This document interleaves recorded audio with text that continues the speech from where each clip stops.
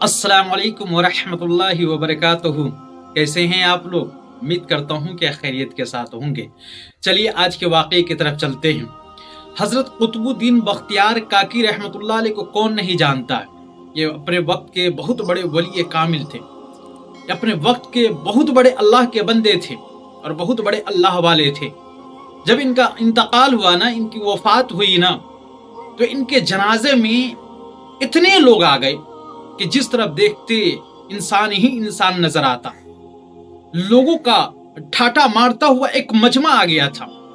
लोग जौक दर जौक जनाजे की नमाज अदा करने के लिए आ रहे थे।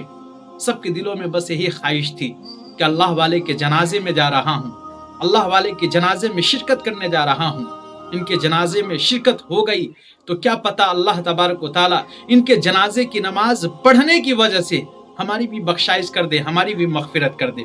तमाम लोग यही दिल में सोचते हुए, यही नियत करते हुए, यही इरादा किए हुए हजरत कुतुबुद्दीन बख्तियार काकी रहमतुल्लाह अलैह के जनाजे में शिरकत किए। लोग अब सफ बंदी करने लगे, मतलब लाइन सीधी करने लगे कि अब जनाजे की नमाज अदा की जाएगी। तमाम लोग सफे लगाने लगे।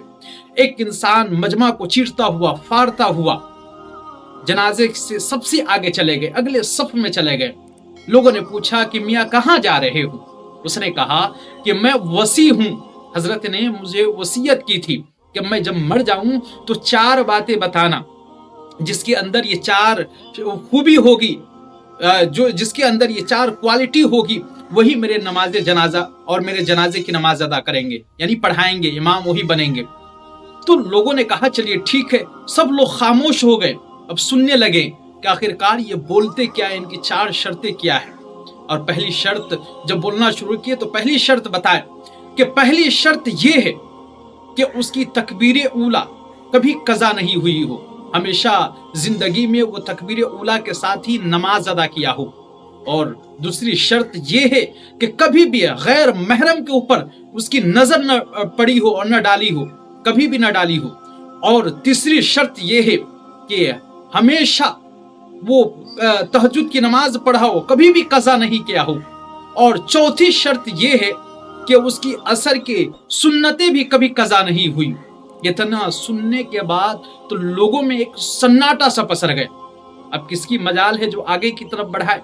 तमाम लोग ये सोचने पर मजबूर हो गए कि कौन अब आगे जाएगा, कौन हजरत की जनाजे की नमाज अदा कराएगा, कौन पढ़ाएगा। चूंकि किसी के अंदर ये क्वालिटी नहीं है, किसी के अंदर ये खूबी नहीं है कि ये 4 शर्तों को बता सके कि हाँ मेरे अंदर है। सब लोगों ने अपने सर को नीचे की तरफ झुका लिया। लेकिन एक बंदा है, एक बंदा खुदा है जो रोता हुआ, आंसू बहाता हुआ ज़ारो कतार रोए जा रहा है और अपने कदम को आगे बढ़ाता है और मजमे को चीरता फाड़ता हुआ आगे की तरफ बढ़ता है।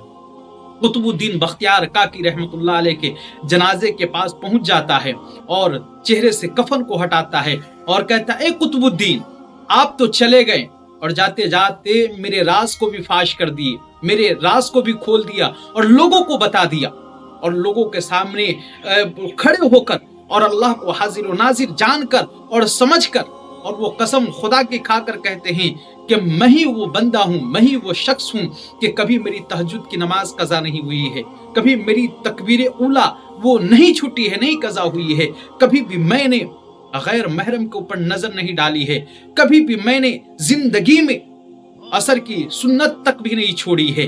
लोगों ने देखा ये तो कहने वाला, ये तो दावा करने वाला कोई और नहीं है बल्कि अपने वक्त के बहुत बड़े बादशाह शमशुद्दीन अल्तमश है। अल्लाह अकबर, कुर्बान जाइए ऐसे बादशाह पर। अरे वो बादशाह होकर भी कभी तकबीर उला को नहीं छोड़ा है, कभी तहज्जुद की नमाज को कज़ा नहीं किया है, कभी वो गैर महरम औरत पर यानी पराये औरत पर कभी नजर उठाकर नहीं देखा है, नहीं डाला है, और कभी भी असर की सुन्नत को भी कज़ा नहीं किया है।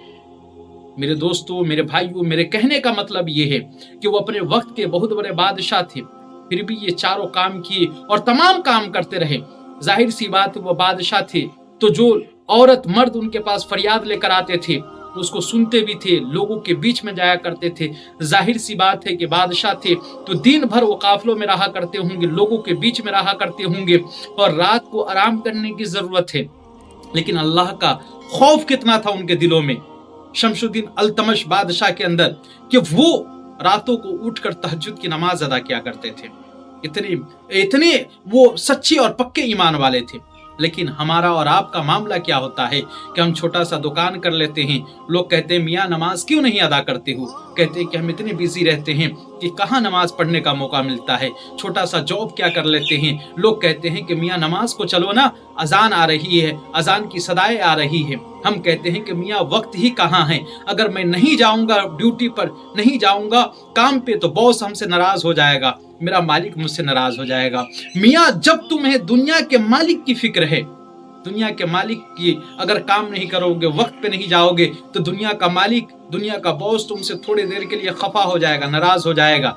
जो तुम्हारे मालिक का भी मालिक है, जो तुम्हारे बॉस का भी बॉस है, जो बादशाहों का बादशाह है, वो रब्बे कदीर की जात है, वो अल्लाह तबारक व तआला की जात है।